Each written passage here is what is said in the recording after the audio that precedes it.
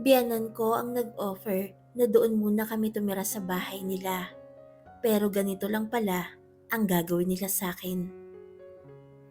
Hindi ko akalain na darating ako sa puntong kailangan kong ikwento ang buhay ko sa ganitong paraan. Parang naghuhubad ng dignidad sa harap ng mga taong hindi man lang ako kilala. Pero minsan kailangan mong ilabas ang bigat sa dibdib mo dahil kung hindi, ikaw mismo ang madudurog. Ako si May. Maaga akong nagkaanak. Maaga rin akong natutong tumanggap ng sakit, panghuhusga at mga salitang mas masakit pa sa sampal.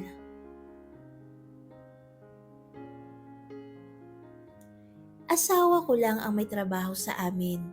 Siya lang ang nakapagtapos. Ako, hindi. Hindi dahil tamad ako, kundi dahil maaga kaming nagkaanak. Kakagraduate pa lang niya noon, wala pa siyang lisensya, wala pang maayos na trabaho, wala pang ipon. Ako naman, second year college pa lang nang mabuntis. Pangarap ko talagang maging guro noon. Pero tulad ng maraming babae, kinailangan kong mamili, pangarap o anak. Pinili ko ang anak ko. Hindi madali ang desisyong iyon. Araw-araw kong tinatanong ang sarili ko kung tama bang ginawa ko. Pero tuwing makikita ko ang anak ko na nakangiti, yakap-yakap ako, doon ko naiisip na kahit anong mangyari, hindi ako magsisisi. Nagpakasal kami kahit simple lang. Wala kaming handaan, wala kaming ingranding kasal. Ang mahalaga, buo kami. Nakapagtrabaho agad ang asawa ko. Lahat ng kinikita niya ay napupunta sa amin. Gatas, diaper, kuryente, upa, tubig at pagkain. Wala kaming luho. Wala kaming bakasyon. Minsan, kulang pa nga. Dahil doon, hindi na niya nasusuportahan ang mga magulang niya. At doon, nagsimula ang tahimik na galit ng biyanan ko sa akin. Isang umaga nagising kami sa ingay ng makina, bulldozer, sigawan, umiiyak ang mga kapitbahay, demolisyon. Hindi pa rin malinaw sa akin kung paano nangyari ang lahat ng sobrang bilis. Isang araw may bahay kami, kinabukasan wala na. Bitbit namin ang ilang damit, konting gamit at ang anak namin na walang kaalam-alam sa nangyayari. Wala kaming mapuntahan. At doon, pumasok ang biyanan ko sa eksena. Parang isang anghel sa una. "Ano ba yan? Kawawa naman kayo," sabi ng biyanan ko habang tinitingnan ang anak namin. "Dito muna kayo sa amin habang wala pa kayong malilipatan." Umiyak ako sa pasasalamat. Sa isip ko, baka ito na ang pagkakataon. Baka pwede akong bumalik sa pag-aaral. May magbabantay na sa anak namin. Makakatulong ako sa bahay. Makakabawi ako sa sarili ko. Pumayag kami. Wala naman kaming choice. Sa unang linggo, maayos pa. Nagigising ako ng maaga para magluto. Naglilinis ng kaunti, inaalagaan ng anak ko. Sinasabihan ko ang sarili ko na normal lang ito. Nakatira kami sa bahay nila, kaya natural lang na tumulong. Pero habang tumatagal, napapansin kong ako na ang gumagawa ng lahat. Paglilinis ng buong bahay, paglalaba, kasamang damit ng kapatid ng asawa ko, pagluluto ng almusal, tanghalian, hapunan, pagpapakain ng aso, pagwawalis ng bakuran, hindi lang tulong, trabaho na. Isang gabi, naglakas loob akong magtanong, "Ma, may balak po ba kayong bayaran ako sa mga ginagawa ko?" Mahinahon kong tanong. Tumigil siya sa paghihiwa ng gulay. Tumingin sa akin. Hindi galit, hindi rin nagulat. "Bayaran?" sabi niya. Hindi, parang may humigop ng hangin sa dibdib ko. Ang anak ko ang inaasahan naming tutulong sa amin pagkatapos niyang graduate, dagdag niya. Pero nagkaanak agad, nag-asawa agad. Tahimik akong nakinig. Ikaw ang kabayaran, diretso niyang sabi. Sa hindi niya pagsuporta sa amin, parang binuhusan ako ng malamig na tubig. Mula noon, malinaw na ang lahat. Hindi ako manugang, hindi ako pamilya. Kasambahay ako, walang sahod, walang pahinga, walang karapatan. Kapag may mali sa pagkain, kasalanan ko. Kapag may kulang sa bahay, kasalanan ko. Kapag umiiyak ang anak ko, kasalanan ko. Minsan narinig kong sinabi ng biyanan ko sa kapitbahay, kung hindi dahil sa kanya, may sustento sana kami. Gusto kong sumigaw. Gusto kong ipagtanggol ang sarili ko, pero wala akong lakas. Alam ng asawa ko ang lahat. Nakikita niya akong pagod. Nakikita niya akong umiiyak sa gabi. Pero wala rin siyang magawa. Pasensya ka na. Lagi niyang sinasabi. Konting tiis lang. Konting tiis. Ilang buwan. Ilang taon. Hanggang kailan? Araw-araw kong tinatanong ang sarili.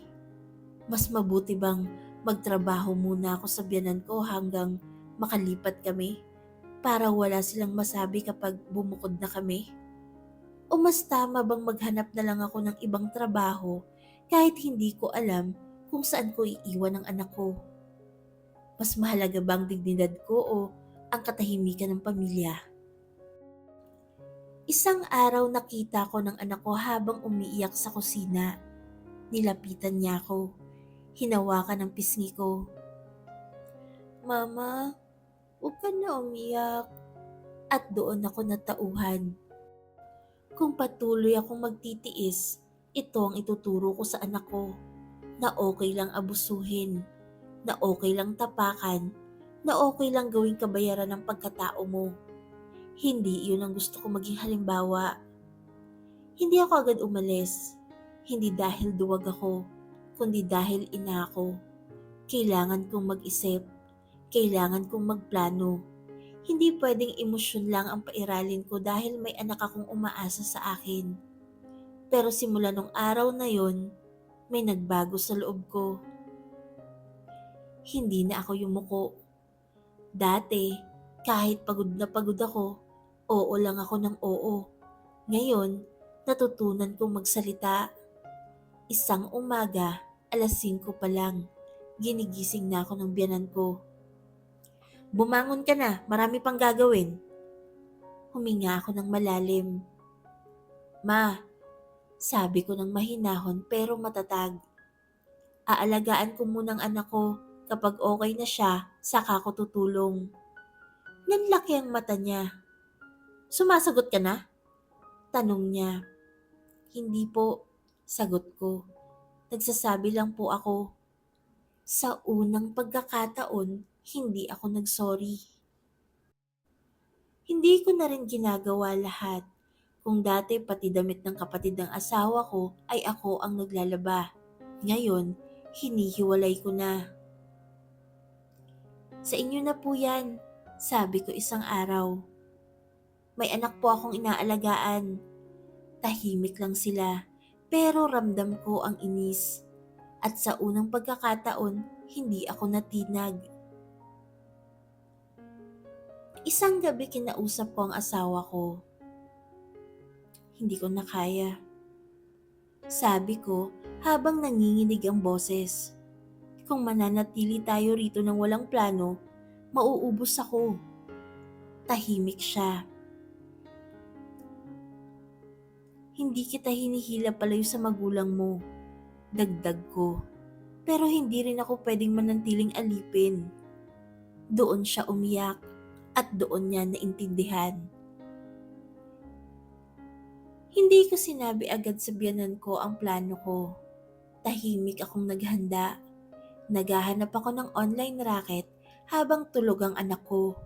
Nagbebenta ako ng kung ano-ano. Natutong mag-budget kahit sentimo. Bawat piso may direksyon. Hindi para maghigante, kundi para makalaya. Isang hapon, inutusan akong maglaban ng kabundok na damit. Hindi po muna, sabi ko. Bakit? Matalim na tanong niya. May trabaho po akong ginagawa online. Trabaho? Akala mo binabayaran ka dyan? Tumingin ako sa kanya. Hindi man po ngayon, sagot ko. Pero balang araw, hindi na po ako aasa kahit kanino. Tumahimik siya. Kumalat ang tsismis. Ang yabang na raw ng manugang. May trabaho na raw kaya sumasagot-sagot. Hindi marunong tumanaw ng utang na loob. Masakit. Pero mas masakit ang manatiling tahimik habang inaapak-apakan. Isang gabi narinig kong sinabi ng biyanan ko, kung hindi kayo makakatulong dito, umalis na lang kayo. Parang may humampas sa dibdib ko. Pero sa halip na matakot, nakaramdam ako ng katahimikan dahil handa na ako. Hindi kami umalis ng may sigawan, hindi rin mayabang. Nag-impake lang ako ng tahimik. Inalagaan ko ang anak ko. Hinawakan ang kamay ng asawa ko. Pero hindi po kabayaran ng pagkatao ko sa anumang pagkukulang. Hindi siya nagsalita. At sa unang pagkakataon, wala akong bitbit na hiya, kundi paggalang sa sarili. Maliit ang nilipatan namin, isang kwarto lang. Pero bawat sulok, may kapayapaan. Pagod pa rin ako, mahirap pa rin, pero malaya. At higit sa lahat, kapag tinitignan ko ang anak ko, alam kong hindi ko itinuro sa kanya ang pagtitiis, kundi ang pagtindig.